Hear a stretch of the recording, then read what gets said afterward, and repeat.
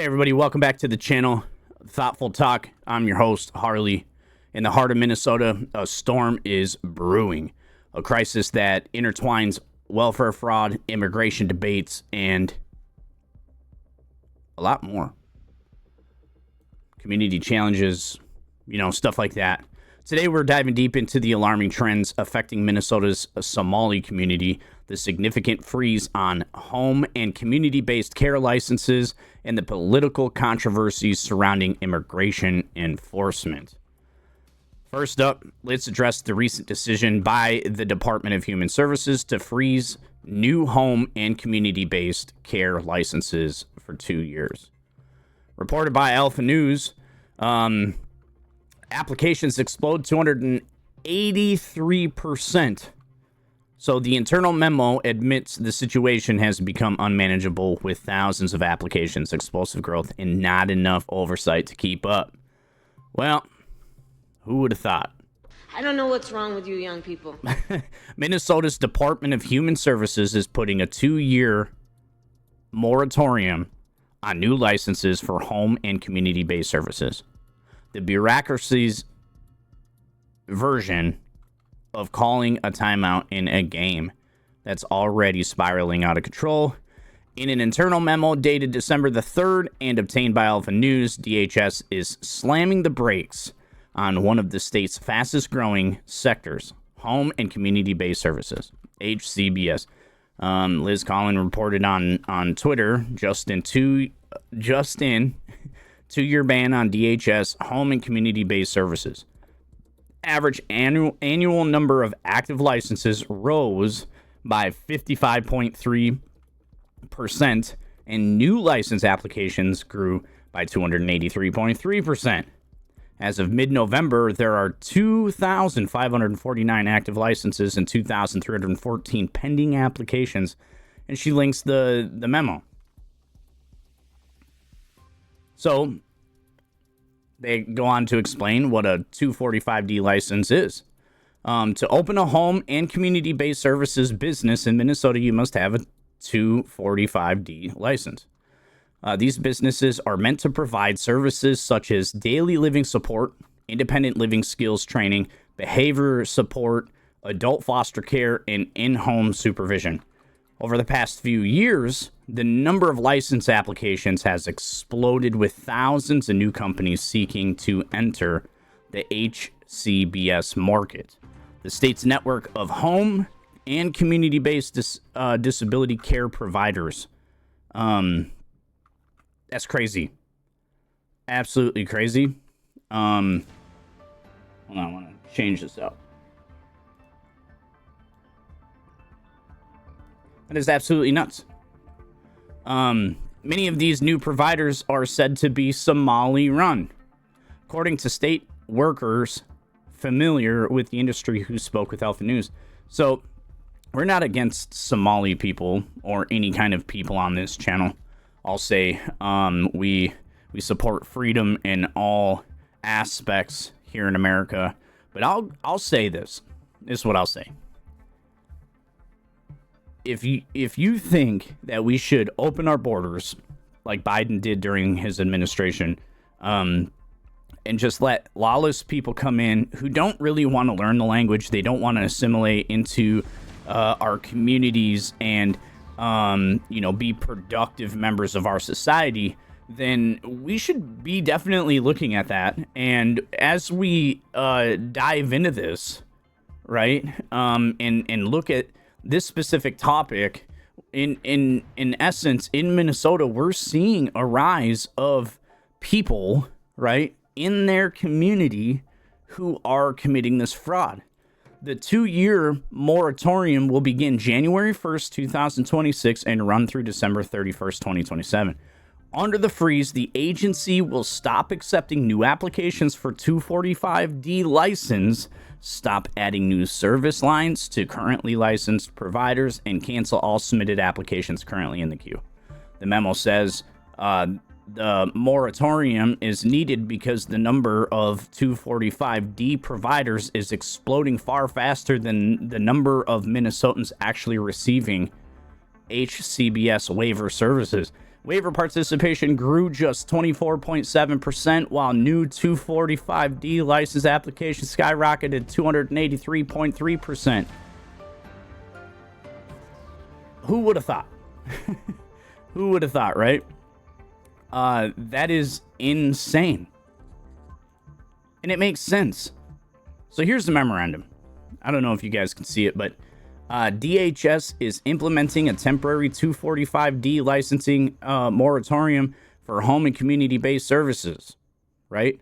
So they're going to stop accepting new applications, stop adding new service lines, and cancel all submitted applications currently in the queue. For the past 10 state fiscal years, right, participation in Minnesota's 5 HCBS waivers has steadily grown. However, growth in HCBS licensed providers has outspaced the need of enrolled waiver participants. As of mid-November, there are 2,549 active licenses and 2,314 pending applications. DHS is not funded at a level to process the growing backlog of license applications while also meeting federal waiver plan commitments to review every 245D licensed provider at least once every 3 years. With recent increases in licensor staff based on appropriations from the 2023 legislature, 245D licensing reviews per year have nearly doubled, from 204 reviews in 2022 to 404 reviews so far in 2025, despite this increase. Exceptions. So, to ensure people across Minnesota can access the services they need, an exception process will be available based on requests from the county, tribal nation, or managed care organization reasonable for a person's waiver case management. If an exception is granted, an existing or new provider may submit a license application. Listen, there's a reason why there's more licensees than there are people in need. And it's a business model, period. And that is obviously not good. That is not good. So, next we turn to Minnesota's Somali community, obviously, and we have to talk about them because a lot of these applicants are Somali, unfortunately. And I hate to talk about this in this way, but Little Mogadishu is what they're calling Cedar Riverside, which is basically the West Bank of Minneapolis. There's a cross street. It's on Cedar Avenue and Riverside Avenue. So recent reports highlight a cloud of fraud and the struggles faced by this vibrant community. As we examine the challenges, we must also consider the broader narrative surrounding belonging and identity in the face of adversity. So, on the inside of Little Mogadishu, Minnesota's beleaguered Somali community under a cloud of fraud and Trump attacks. So, we've seen this a little bit before. I'm going to play some of this video. There were no shortcuts in building a Kolkata chai coat. Amazon Ads has given us the ability to drive consideration for our product beyond the organic reach and beyond what happens naturally. Sorry about the ad. Business. Sorry about the ad. Can't control it.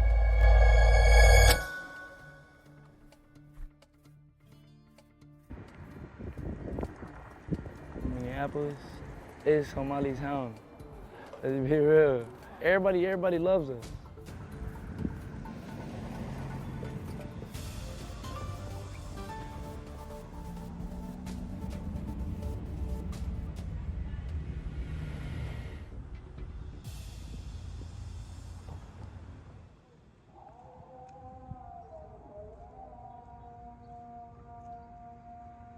Now, if you hear that in the background, I don't know if you can, but they have literal mosque music. So, like, anytime that it's supposed to pray, right? Fajr, or whatever they call it, I don't remember. I'm not going to act like I know, because I don't. They play the music to remind everybody that it's time to pray. You don't see that in a lot of other communities, right? Cedar Riverside. Actually,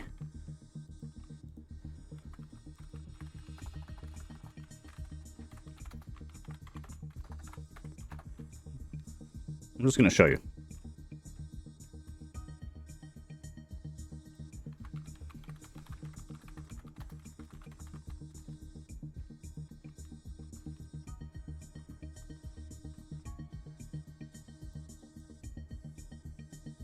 See this big building right here? I actually used to work at one of these places. See, if you look, right, this doesn't really look like a place that Americans would live. Or actually, that's the wrong spot. Hold on. Let's go back. So, why don't they ever have the... Okay, Purple Heart Trail. Where are we at? Okay, so there's the Mississippi River, right?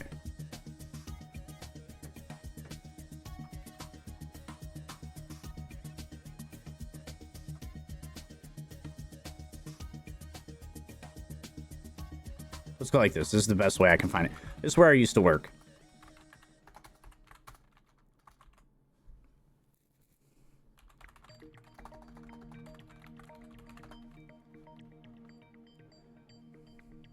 There we are. This is the community we're talking about. And I'll show you.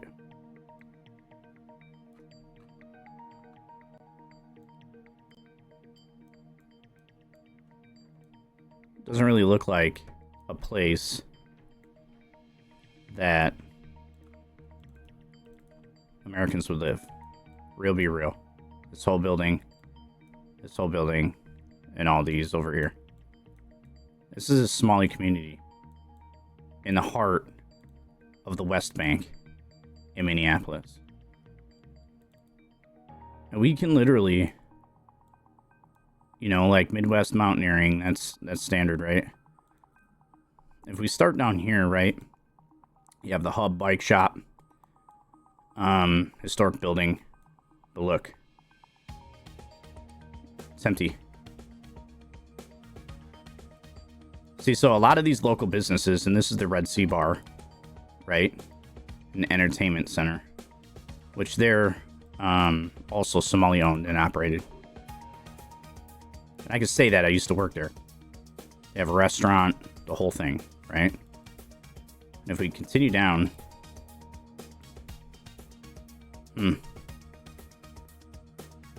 interesting, right? Just take a look around. Used to be another club here. And they closed down as well. You know, and if we just go around this community, we could see that it's not, let's be real. It's not filled with a bunch of assimilated people. It looks more like, to me, right, that they are bringing their culture here. And that, to me, in my opinion, is interesting. It's just interesting. Let's get back to this. I came here as an immigrant in 2004. I was 13. It's been great so far. I mean, and this audio sucks. Thank God I'm in a great community, and it's a close-knit community. You know, kind of feels like back home, comfortable. You know, security, Uber, truck driving, you know, restaurants. You know, we adopt each other. Hear what he said? Kind of feels like home. Where's home? I thought you lived in the United States. I mean, I don't know. What's he mean by that? That's what I want to know. American life, we're fitting it. Yeah, it's a more rundown neighborhood. There's nothing nothing too nice, I guess. It's not like bad, but it's certainly a rougher part of town. But yeah, I mean, we went to a restaurant. It was good. It was good food. I really enjoyed the meal that we had there. The service was good. Not many things to report besides that. I mean, it's very distinct. Cedar Riverside is very distinctly Somali. Like as soon as we entered the neighborhood, it was instantly like the demographics of people walking went from various other races to just Somalis. It was very distinct. My perception is that it's just like any other neighborhood that's inner city, right? It's run down and maybe the sidewalk. I'd say I'd be willing to take you guys on a little tour down there if you guys think that this is propaganda, because it's not. Aren't nice, but that's how it rolls. The Cedar Riverside neighborhood has always been an immigrant community, Scandinavian before, and then now it's just the new wave of immigrants, right? Coming to find a home in this space, in this state, in this country. I can understand the uneasiness of like change is tough, but my own experiences are just really hardworking, good people. I played soccer at Southeast Minneapolis Club. I would say that most of like half at least of my team were Somali. And so I had many great friends growing up, and I still do. Positive impact for me, personally. A lot of Somalis, they got good ones and bad ones, some do drugs, and some of them just, legitimate businesses, It's good, I mean, try to feel safe here, but lately it's been kind of rough. People trying to steal bicycles and cars, and yeah, it's getting out of hand. No, I'm not uncomfortable at all. No, it don't bother me, But then all the businesses closing, Palmer's closing, Corner Bar down the street. Like I said, they're closing. They're not staying open for a reason. They're not getting business, right? Think about a Islamic community. Technically, they're not supposed to drink alcohol, although a lot of them do. But these, I would say, local Minnesotan owned, right? These businesses have been here for a long time. They've thrived here for a very long time. And then when the culture shifted, they couldn't afford to stay open anymore. Streets closing, they already closed. All the businesses that are closing, I don't know why. But This is heaven, because back home we didn't have it as good as this. So I say let's take advantage of this, let's do right by our neighbors, because our religion should guide us, not Somali. And Islam is religion of peace, religion of fairness, just equality. I mean, we say that, but we know it was brought about by the sword, right? Nothing other than the sword. That's why the Crusades happened, because after they went into Medina and failed, after they went into all these other spaces and failed, it wasn't until they adopted the stuff from our very well-known Christian Abrahamic religion, right, that they started to convert people. And when people wouldn't convert, and after they grew in numbers, then they went around and they actually forced people into Islam, right? And that's actually where a lot of people think that the star of the gold star that Adolf Hitler used in the Holocaust came from the Holocaust, but it actually dates farther back from that, because when Islam was persecuting Jews in that time, and we're talking 600 years after Christ, they adopted that as a means to signify, right? They put a signia on non-Islamic people who didn't follow Islam, like Jews particularly. I would look into the Christian belt, right? The belt that they forced Christians to wear, because they were also persecuted and forced to wear that in lieu of being, as they would put it, infidels. I mean, look up that stuff yourself. And I can link some resources if you guys are in the comments. Tell me how you feel in the comments about that.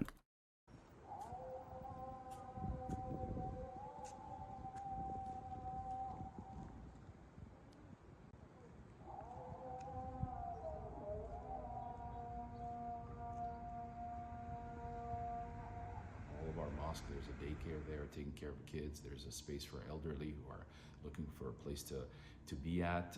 It's for our youth to be mentored. There's education happening on the weekends and weekdays. It's a breathing, live place where we find it to be one of our strongest institutions, and we are playing the part that Americans' history has played. You find these early communities that came, Swedish and Norwegians. Church meant a lot to them. It was a place to kind of build that access to your existing community. It was a place to learn from each other, network and resource. I think the continuous lies about our community and violence, these are lies that are slowly diminishing and going away, and we're starting to see a lot more relationship building with other faith traditions and working together. But it requires a lot more. It requires the folks across this country and here in Minnesota to be open-minded and to reach out, and we're doing that. We go to churches all the time and speak about our community, the ones who are willing to open their doors for us. But our mosques, our doors are open. We want to learn from folks and connect with them and find ways that we can be in partnership on good things in our community. We have a history in this nation of identifying. And this comes from CARE Minnesota, which is actually a not-for-profit organization that's registered out of Washington, D.C., and they have different sects of, this nonprofit throughout each state. However, they're only registered out of Washington, D.C., and I looked into their tax documents, which I'm not going to share today because I'm still kind of digging into that, but they haven't filed taxes since 2022. And that's interesting because that's all public data. Anybody can look into that. But and they're obviously well, I'll show you. Let's pull this up here.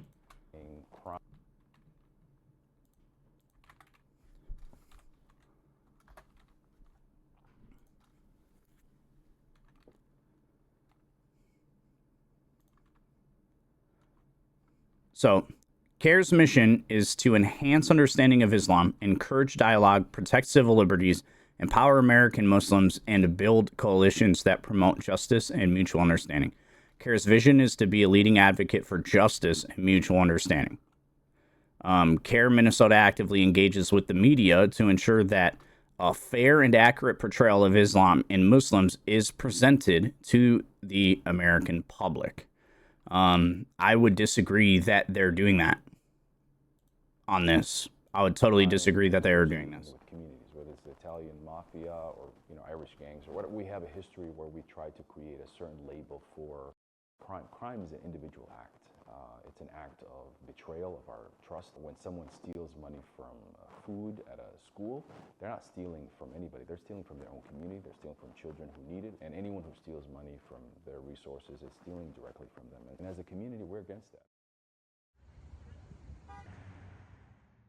Yeah, a lot of Somalis, but also different cultural people come here too.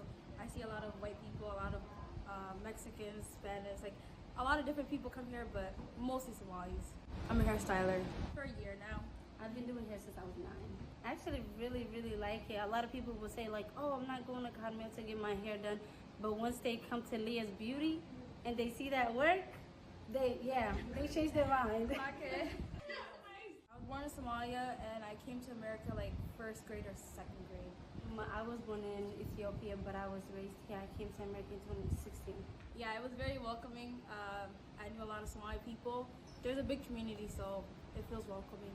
In the beginning, it was kind of hard not knowing the language, but as I grew older, I tend to feel more myself because I grew up with my people.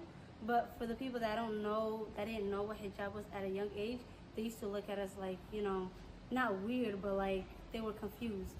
But they were always respectful about it. So I personally don't wear it every day, but I love wearing it. When I wear it, I feel beautiful and I feel myself. Of course, we would be respectful about it because we are a country that was founded, on the principle that, immigrants can migrate here. Essentially everybody was a migrant here. But when people come here illegally and don't assimilate into American way of life, right, or attack the culture of the Western world, then we have a problem. The Religion Act, so you can wear it if you want, and if you don't want to, you don't have to. but my mom and my dad have taught me to wear the hijab for religious reasons. Like, most people think just because some people act bad in Minnesota or Somali, that every Minnesotan Somali is bad, which is just like... I don't think anybody ever said that. Just to be clear, I don't think I've ever heard anybody say all Somalis. However, who's holding them accountable from the inner circle of their community? I know Ilhan Omar is not speaking out against the fraud, right? Matter of fact, there's more, subjective evidence that says, hey, maybe she's involved. We have Tim Walz and Keith Ellison, who have obviously, Keith Ellison more so than Tim Walz. We have more evidence coming out that's showing that possibly Keith Ellison was colluding with these people. And you look at Ilhan Omar and, her being involved in one of the restaurants and, that were being used as a feeding site and all that. I mean, that's all cause for concern in my personal opinion. A stereotype at this point. So I would say, as there's bad people in this world, there's also good people. Yeah. Some people, we always get down-shamed as the Somalis, the Somalians that live in Minnesota. We made Minnesota look bad, but not everybody is bad at the end of the day. There are good people out here. Most of us are here to make a difference in the world and to make our parents proud of who came here and who suffered. And I'll leave you with that, on that side of the fence anyway. So, allegations of fraud within the community have been met with harsh scrutiny, complicating the narrative for many who are just trying to find their place in society. In the realm of immigration, recent comments from former ICE Director Tom Homan have sparked some controversy. During a CNN segment, Homan pushed back against claims suggesting that ICE targets migrants based on appearance. And this raises critical questions about the fairness of immigration enforcement and its impact on communities. And I don't think it's happening. 3 hidden signs show up in your legs or feet. I don't think it's happening. And in all fairness, everybody's going to have their own belief.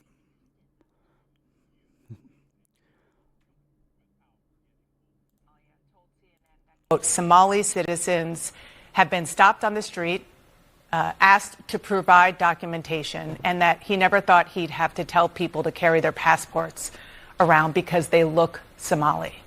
Are ICE agents stopping people because they look, quote unquote, Somali? No, they're not. The law requires agents are trained in Fourth Amendment training every 6 months. Border Patrol's trained in Fourth Amendment training. They stop. You can detain and question people for a short period of time based on reasonable suspicion. And what is that suspicion? Federal statute. Is it based on how they look? No, their appearance alone can't raise reasonable suspicion. It's articulable facts, a lot of different facts taken into consideration. And the Supreme Court just backed the Trump administration up on this. I know a lot of the media says, the Supreme Court just justified racial profiling. That's not what the Supreme Court said. Supreme Court said they agree with the way these operations are being conducted because the standard of reasonable suspicion is being used by both ICE and the Border Patrol in the interior operation. Mic drop. 100%. And of course, CNN's going to be pushing back on that. No reason you're stiff and, after sitting. What? Here's the thing, right? If you're legal in this country, you got nothing to worry about. And that's, in my eyes, that's pretty cut and dry, and I think that's sort of what they're alluding to. But with ongoing debates about immigration, it's essential to critically examine the narratives presented in the media. I don't trust all the media I see out there.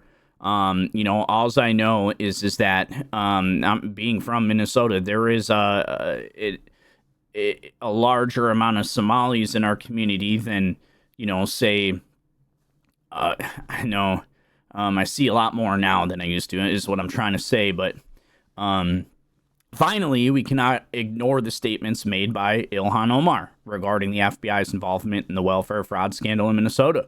Omar's comments have sparked further debate about accountability and transparency in the government. Let's get into this.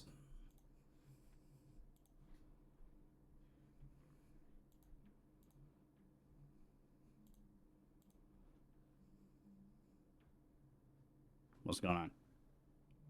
Pinning the blame not on the criminals, but all right, Minnesota Congresswoman Ilhan Omar responding to her state's massive welfare fraud scandal, pinning the blame not on the criminals, but those working to protect the American people. If there was a linkage in that the money that they had stolen going to terrorism, then that is a failure of the FBI and our court system. Oh, you guys are at the wrong rally. I don't think that it's a... I mean, yes, it's a failure of all those things, too, but that can't be the reason why they got away with it for so long. I mean, there's no way, you know, and what are we going to say that's going to say, hey, my people, right? Hey, these are my people. We all came from the same place, right? Let's hold them accountable. I've never heard her say that. Not one single time. In not figuring that out and basically charging them. Host of My View, Laura Trump, joins us now. Laura, thank you so much for joining us. So what do you think about that explanation there? Ilhan Omar saying that if taxpayer money did in fact go to the al-Shabaab terrorist organization, it would be a failing on the part of the FBI for not figuring it out. And not her people? Oh, you guys are at the wrong rally. I'm just saying. Yeah, she sounded super confident in that answer, didn't she, Carly? She could not figure out how she was going to convince people that that was the case, but she said it anyway. It's ridiculous. Of course, the only failure here is from the people who are in leadership positions in Minnesota who allowed this fraud scheme to happen. And I'm looking at Ilhan Omar and I'm looking at Tim Walz, and they really are in the crosshairs of this whole thing. And a lot of people are wondering how it is humanly possible that this was allowed to happen. And this thing is huge. You talk to the White House and they have said, look, this is probably so much bigger and far-reaching than just Minnesota. We know $1 billion was stolen from the taxpayers there in Minnesota. The White House says it actually is probably just scratching the surface. That's just the tip of the iceberg. And, you have the Treasury saying we do have connections through millions of dollars they think was sent to Somalia, and that ultimately did end up in the hands of terrorists, as al-Shabaab terrorists.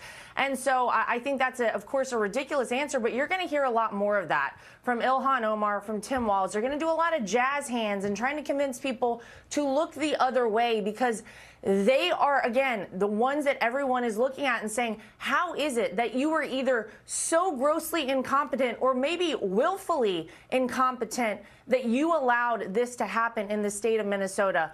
I think it was more willful than it was anything else.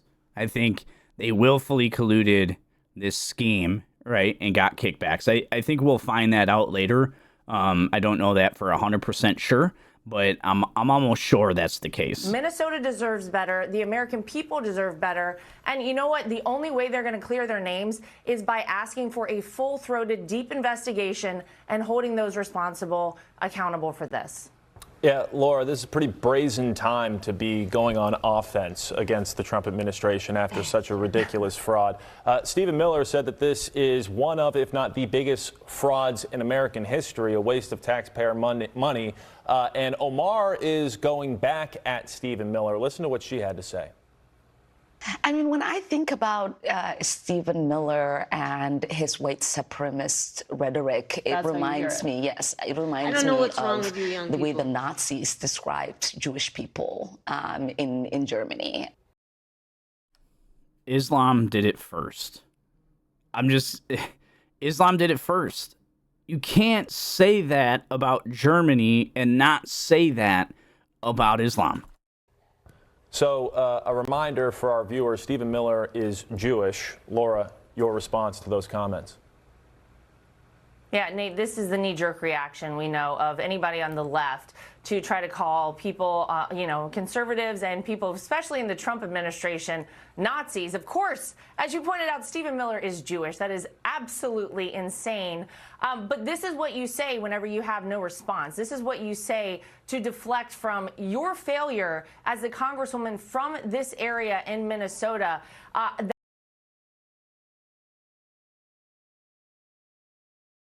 Yeah. You get it. You get it. As we explore these allegations, it is vital to separate fact from fiction and understand the implications for the community.